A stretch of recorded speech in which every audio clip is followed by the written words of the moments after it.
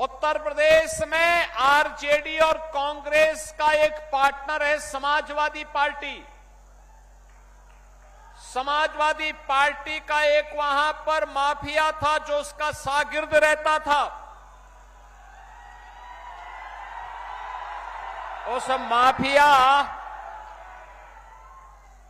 उस माफिया ने लखनऊ में समाजवादी पार्टी की सरकार के समय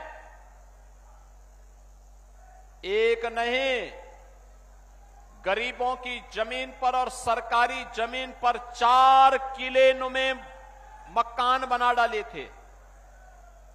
हमारी सरकार आई, मैंने पूछा भाई ये 4 किले नुमा बड़े बड़े बंगले किसने बनाए हैं? तो लोगों ने कहा कि फलाने ने। मैंने कहा भाई ये तो कुख्यात माफिया है। लोगों ने कहा हां। तो मैंने कहा फिर बुलडोजर की कार्रवाई हो जाए ना।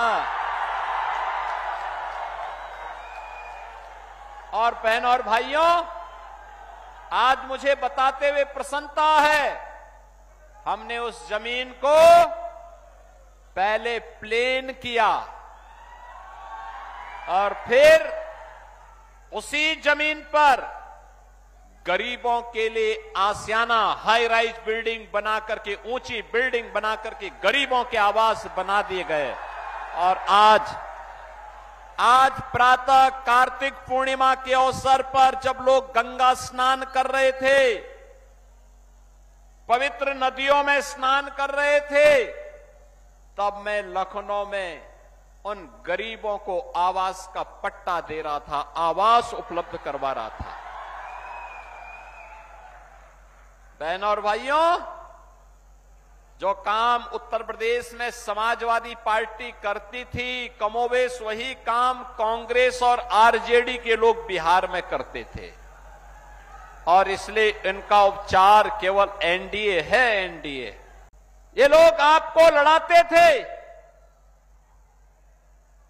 या आपको लड़ाते थे जाति के नाम पर। जाति सेना खड़ी खड़ी करके इन्होंने पूरे बिहार को पहचान के संकट के दौर से गुजारा था। बहनों और भाइयों,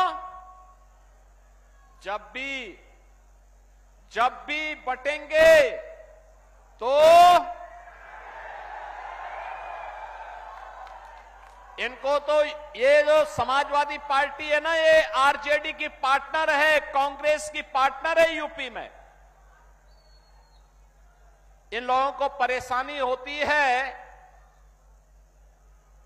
कि बीजेपी की डबल इंजन की सरकार नाम क्यों बदल देती है।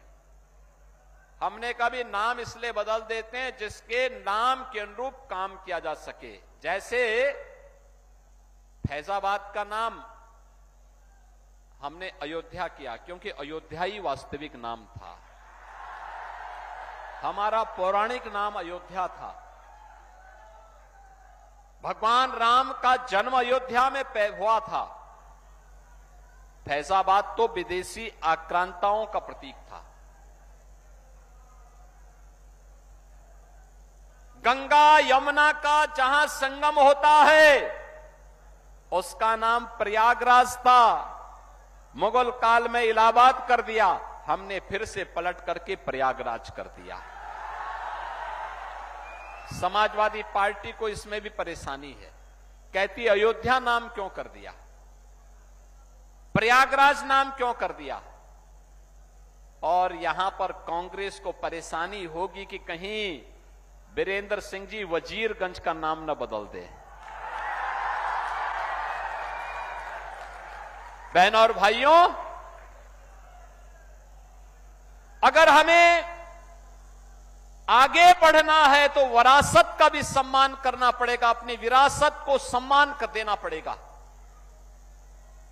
अपने पूर्वजों के गौरव पर गौरव की अनुभूति करनी होगी। और यही कारण है भारत का हर सच्चा भारतीय राम को अपना पूर्वज मानता है। याद करिए ना, कांग्रेस, सपा, आरजेडी जब राम मंदिर का विरोध कर रही थी तब भी राम भक्त एक ही नारा लगाते थे, राम लला हम आएंगे मंदिर। लाठी गोली खाएंगे, यही नारा लगता था। कांग्रेस ने सुप्रीम कोर्ट में क्या कहा? कहा राम हुए ही नहीं, यानी जैसे कांग्रेस का ही खानदान पैदा हुआ है, बाकी और हुए ही नहीं। बहनों और भाइयों,